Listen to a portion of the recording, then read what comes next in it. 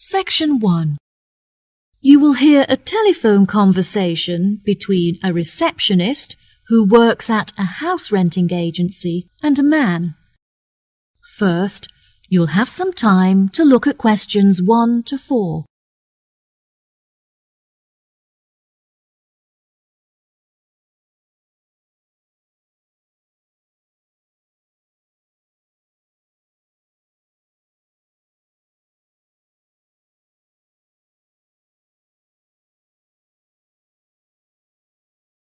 You will see there is an example that has been done for you. On this occasion only, the conversation relating to this will be played first. Hello, how can I help you today? Yes, hello. I'm just phoning you as I have seen an advertisement on your website for a property that I'm interested in renting. If possible, I'd like to find out some more information before I organise a viewing. No problem at all. What is the address of the property that you'd like to inquire about? It's 21 North Avenue. Okay. The address of the property is 21 North Avenue. So, 21 North has been written in the space. Now we shall begin. You should answer the questions as you listen, because you will not hear the recording a second time. Listen carefully and answer questions 1 to 4. Hello, how can I help you today? Yes, hello. I'm just phoning you as I have seen an advertisement on your website for a property that I'm interested in renting. If possible, I'd like to find out some more information before I organise a viewing. No problem at all. What is the address of the property that you'd like to inquire about? It's 21 North Avenue. Okay, what is it that you'd like to know? First of all, I'd like to know what facilities the office has, as I need to make sure that it'll be suitable for my advertising company. I see. The office contains a large open-plan space with a wide frontage onto a busy street with lots of passers-by, so your business would have a really good street presence. There is also a toilet and newly refurbished kitchen equipped with a dishwasher and oven. Wow, that sounds great. I'd definitely like to register my interest. Okay, perfect. I just need to take some details from you, if that's okay. What is your full name? Jonathan Smith. And what position do you hold in your company, Jonathan? Until recently I was sales manager. However, I've recently been promoted to regional manager, so I'll be in charge of running our new office. Can I ask where the office is located? Yes, of course. It's located downtown, just around the corner from Royal Square Shopping Centre. That's a bit too far out of the centre for my liking. I'd much prefer to be located in close proximity to the station. Do you have any property located in that vicinity? It would help me to narrow down the results if you could tell me how many employees you intend to have working in the office. Our branch is made up of 30 employees, and we'd like some extra space for meetings and presentations. Most average office spaces are around 8,000 square feet, but it sounds like you would need more space than that. I think that 10,000 square feet would be more suitable for your needs. Now, let's see, we have 10 properties that match those criteria, so let's try and narrow it down. Before you hear the rest of the conversation, you have some time to look at questions 5 to 10.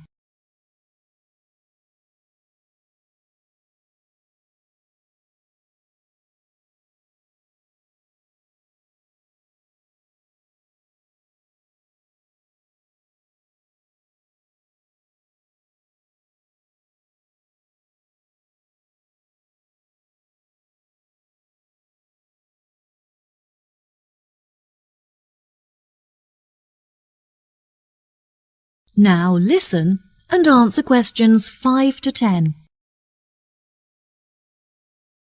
Do you have any other requirements? Well, we'll need access to the office 12 hours a day, but security should be 24-hour. We don't hold any money on the premises, but it's crucial that we protect our customer information against theft. Okay, anything else? Yes, ideally I would prefer the new office to be split over 2 levels, so that the working office area is kept separate from street level. That will enable us to locate a reception at ground floor level to welcome customers when they arrive. And are there any particular facilities that you need? Our employees work very hard throughout the day, and I want to make sure that they're well nourished. It would therefore be ideal if I could provide them with a kitchen to cook hot meals at lunchtime. Would you want the kitchen to be located at first floor level with the office? No, I don't want the office to be filled with the smell of food. It would be better if the new office had a basement where we could locate the kitchen and staff room area to keep it at arm's length from the workspace. Okay, I have now narrowed the search to 2 available properties. Do you have any other requirements that could narrow our search down to 1 result? All of our office staff will be working at desktop computers, so I'll need the office to be equipped with at least 40 power sockets if possible. Anything else? Studies have shown that exercise is very important for maintaining happiness and healthy brain function. In an office environment, it's very difficult to get sufficient daily exercise, so it would be great if they had access to a nearby exercise area. One of the available offices is located next door to a gym. Would this be suitable? Yes, absolutely. A gym is exactly what I was thinking of. Brilliant. Do you need the office to be furnished? I don't think so. I already have some furniture, so I would prefer to bring this myself. That's no problem at all. And before I forget, we will definitely require Wi-Fi access, as much of our work and customer recruitment is carried out online.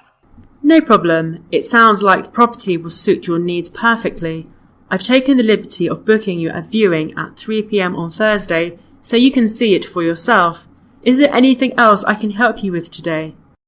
No, I think that's all the information I need. Thanks very much for your help. No problem. It's been my pleasure to be of assistance. Goodbye. That is the end of section 1. You now have half a minute to check your answers.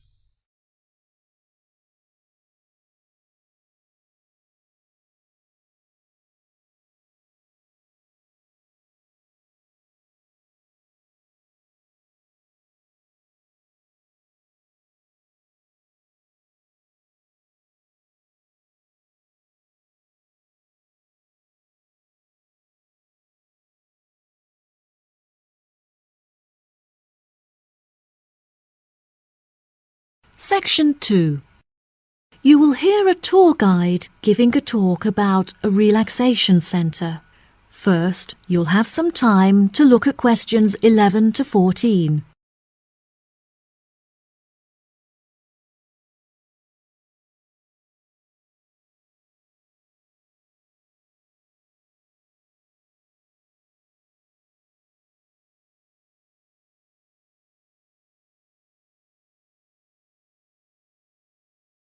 Now listen carefully and answer questions 11 to 14. Hello everyone, my name is Sally. Welcome to our globally renowned spa and relaxation centre here at Island View Estates. Before you all wander off and begin exploring the facilities, I'd like to go over a few things. Now, this year is a very special milestone for our beloved centre, as it is our 25th anniversary. I understand that this means you have all paid an increased price for your tickets, but I can promise that all of the events we have scheduled for your enjoyment will make the costs well worth it. I know that all of you have travelled a long distance to make it here to the centre of the New Forest, but it is thanks to its remoteness that our centre is such a beautiful place to relax. I'm sure you are all keen to find out what activities we have arranged for you, so I will give you a quick overview. Tomorrow we have arranged for you all to participate in a yoga session for the duration of the morning, followed by a day of relaxation at the pool, where we have ample sun umbrellas to protect you from the sun.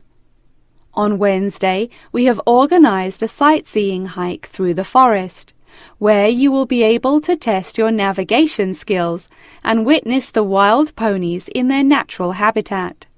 It's forecast to be sunny that day, but I recommend that you all bring rainproof clothes just in case. On your last day, we have a special surprise, a pony trek along the beach. We ask that you all wear full-length trousers and that all women have their hair tied up in a ponytail. Helmets are provided at the center for those who would like to wear one. There are a couple of beautiful attractions here at the center that you must all be sure to visit before you leave. The Rose Garden, located just at the corner of the property, is home to many indigenous species and is beautifully serene and peaceful, the perfect place to collect your thoughts or read a book. Our sunset boat ride has been the favorite attraction for many of our visitors. Simply hop aboard and relax whilst we sail you out into the open sea to witness one of the most beautiful spectacles that nature has to offer. Last, but certainly not least, is the freshwater pond, which serves as a watering hole of sorts. Some of you may even be lucky enough to spot our resident kingfishers, who are members of a very rare and endangered species. Once you have all unpacked and settled into your rooms, we will be taking you out to the neighboring island for a bonfire and barbecue dinner. The island is very small, and the bicycle trails make it very easy to explore all of its beautiful corners. As the island is entirely separate from the mainland, it has never been inhabited by wildlife, so you can all roam freely and safely. We have some bonding exercises for you all to take part in around the bonfire, where you can potentially make new friends and discover a lot about yourself. Before you hear the rest of the talk, you'll have some time to look at questions 15 to 20.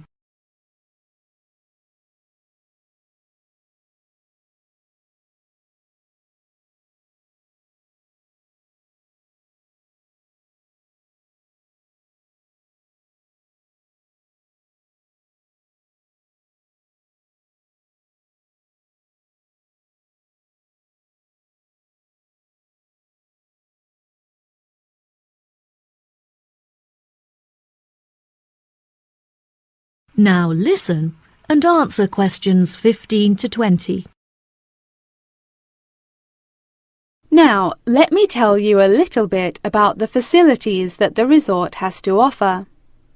For those of you keen on indulging in a little bit of retail therapy, just wander along to our tourist centre, where we have a wide selection of presents on sale at reasonable prices. If you are feeling more drawn to the natural surroundings and scenery, I recommend that you take a trek up the mountain, where you can enjoy the panoramic outlook from the peak. For a bit of cultural indulgence, why not pay a visit to our small on-site theatre, where you can enjoy watching a range of movies and check out some works by our resident street artists. Just a 10-minute walk down the road is the local art museum, where you can roam around the sculpture courtyard or admire the many artworks on display. Here at the resort, we are incredibly lucky to be located right next to a nature reserve, where many species of endangered wildlife live in the pond. Just on the bank is a small hut where visitors can observe the fish and birds in their natural habitat. Now, if any of you are interested in history, you have the very interesting opportunity to visit the ancient building at the south side of the grounds. The building is now a museum. However, it originally served as a jail for those charged with crimes of treason against the royal family. Well, that just about rounds it up. Now, if anyone has any questions? That is the end of section 2. You now have half a minute to check your answers.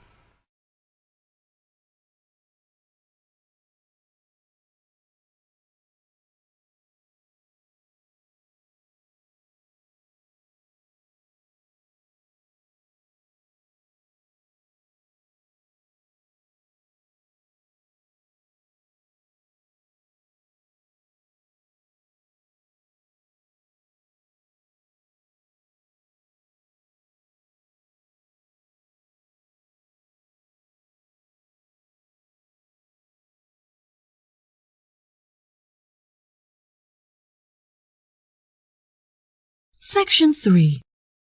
You will hear Lara and Tommy, 2 students, talking about their book club. First, you'll have some time to look at questions 21 to 24.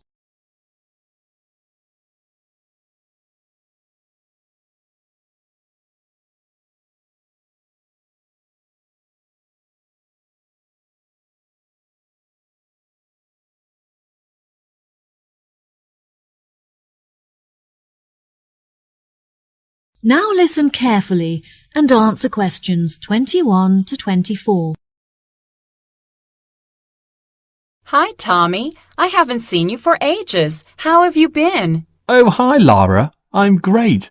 I've just joined a local book club that meets every Wednesday, and I'm really enjoying it. Next week, we're discussing the novels of Charles Dickens. I'm really looking forward to it, as he's my favourite author. Yes, absolutely. His novels are wonderful. I attended Dickens Book Club too. Would you like to do a practice session with me in preparation for your meeting? Sure, that sounds great. Let's start by discussing the main characters in David Copperfield and the ways in which they're affected by the events of the story as it develops. What do you think of Rosie? I think that she's a really sweet character in the beginning, but as the story progresses, she becomes bitter because of how her relationships had turned out in the past. That's true. Her sisters all marry and live happily ever after, but she ends up alone. It is very interesting to see how deeply the change in her personality affects her relationships. What is your opinion of Florrie? I find her very manipulative. She seems intent on seeking attention, so whenever she wants something from her family members, she persistently acts in a very silly manner, just like a kid. Unfortunately, many people do not realize this, and so they give her the attention that she's seeking, which only encourages her to continue behaving this way. Yes, Florrie is the complete opposite of Lizzie. Lizzie is very sensitive, and she has a true perceptiveness into how people are feeling and how they behave, which enables her to act appropriately towards them. She is very kind and generous and cares about how people feel. That's true, and I really like her character too. My least favourite character is Estelle, because she acts so selfishly and gets enjoyment from making others suffer. Unfortunately, there are many people like her in the world who intend to make others feel like this. It's interesting how you can associate so many of the characters with people that you know in real life. I think that the reason why Dickens is so good at creating deep and believable characters is because he understands human mentality. Before you hear the rest of the conversation, you'll have some time to look at questions 25 to 30.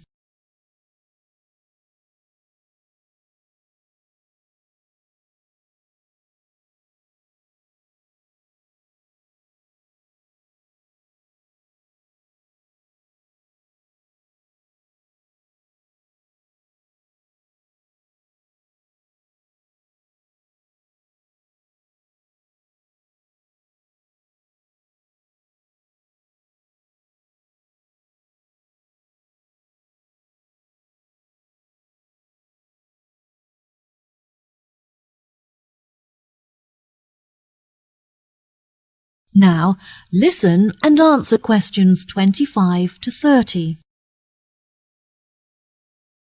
Absolutely. What do you think of the literature lectures? I really look forward to them. They're the highlight of my week. The lecturer is usually late, but that gives you time to settle down and get organized before the lecture begins. Do you have a discussion period at the end? No, I don't think so. We're meant to, but since the lectures often begin late, this means that there is no time left for a conversation about the lecture. I think this is a real shame, because it really helps you to gain a good understanding of the books when you hear other people's opinion of it. What about your lectures? My lecturers have very good organization skills, so their lectures are well organized and packed full of information. They always leave enough time at the end for consideration, when everyone is really quiet and we reflect on the lecture in our own minds before we open up for discussion. This really helps you to gather your thoughts and absorb the information from the lecture. Oh, that sounds brilliant. Do you think there is anything that needs to be improved?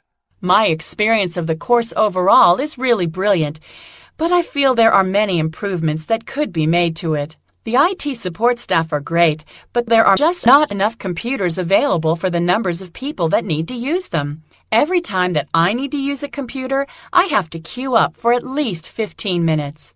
I find that the librarians are really helpful and approachable. However, the equipment is just not good enough. Whenever I need to use the photocopying facilities, for example, most of the machines are really old and slow, which means that you have to wait for ages for them to work. It's really frustrating because I'm often stretched for time. Perhaps we should start a petition to encourage the university to improve their facilities. That sounds good. What do you think of the group discussions? I really enjoy them. Since the class groups are so small, everyone gets to have their say and contribute thoughts to the conversation, so the classes are really effective. The only issue is that it's very difficult to find an opportunity to meet up, since everyone has such busy schedules. Yes, definitely. In our class, we pass around a ball, and only the person holding the ball is allowed to speak. Each person is only allowed to speak for a minute at a time, which helps us to make sure that we use the class time fairly, and it also makes the discussion more fun. That's true. It's been really great catching up with you. Thanks for your help. No problem. Good luck at your class. Bye. That is the end of section 3. You now have half a minute to check your answers.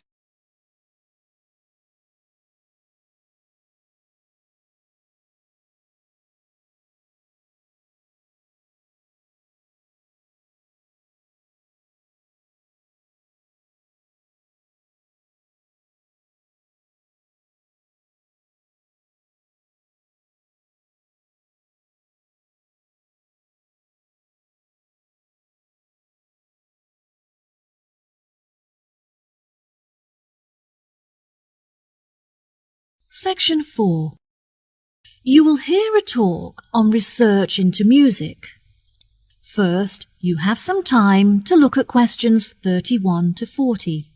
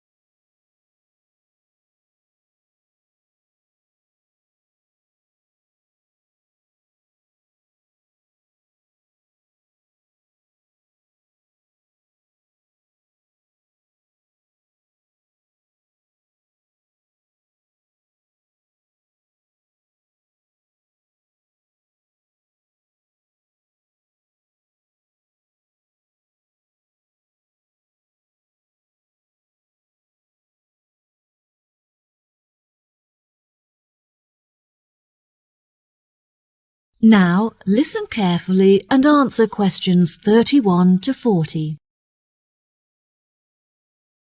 Today we're going to delve into the fascinating history of music in Britain and the evolution that it experienced throughout the duration of the 18th and 19th centuries. During the second half of the 18th century, Britain experienced an industrial revolution, during which its manufacturing industry underwent a major transition from hand production methods to the use of machinery. This sudden boom in the industry drew thousands of people into the cities, where they knew they'd be able to find jobs in the factories, working with or maintaining the machinery. This sudden influx of people into the cities did not just come from the surrounding countryside, but also from other poorer nations in search of a better life. Between 1800 and 1900, the population of England increased by 4 times. This mass immigration from different nations and areas of the country resulted in a variety of cultural influences meeting and mixing to form a new, more diverse culture. With this new culture came a new style of music. Prior to the Industrial Revolution, music had originally been written to reflect the hard, labour-intensive life in all kinds of industries when all work had to be done by hand. Most people resided in small rural communities where their lives revolved around farming.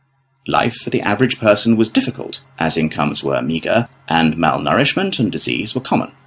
Despite the difference in nationalities of the people and the variety of musical genres, all of the music shared one common language, English. As many were unable to write, the songs were a means for the people to give voice to their experiences and feelings about their hard and laborious jobs. Most of the music written by the workers during this period has been lost as a result of illiteracy and the wear of time. Now, you may be asking yourselves how these small musical works were formed. The roots of most of these groups can mostly be traced back to the younger members of the working classes, who were perhaps rebelling against the inferiority of their living and working conditions compared to those of the upper classes. Young performers would often lead these musical trends, usually possessing a great talent for singing or playing particular handmade instruments. As time progressed into the 19th century, these musical groups had gained much notoriety and would hold small performances in the street for all to watch. It was perhaps their blind optimism and rebellious spirit that led them to become so popular with their audiences, which were usually made up of the poorest of the poor. Despite efforts by the upper classes to put an end to these musical traditions, they continued to gain popularity and flourish. By the late 1870s, they had evolved past the barrier of the social echelons and gained access to the middle class. Performances were held in proper establishments such as village halls, and some were even ticketed, with audiences paying a fee for the privilege of watching. Music produced by these groups were better recorded, and some is still preserved today in museums. The music of these groups may not exist in the present day, but its influences are still clear if you look closely enough. In classical culture, for example, many of the themes and theatrical performances are still based on the lives and experiences of the working classes both prior to and following the Industrial Revolution. The novel entitled Les Miserables by Victor Hugo, for example, is a novel about the French working classes and is still widely popular today. The original recordings of the music written during these periods are now hugely valuable due to the demand from avid collectors and enthusiastic fans. Many of these recordings are publicly owned and displayed in museum exhibits. However, a selection are still privately owned and occasionally appear for sale in auctions, often reaching prices in the hundreds of thousands. Well, that just about wraps the lecture up for today, so if anyone has any questions... That is the end of section 4. You now have half a minute to check your answers.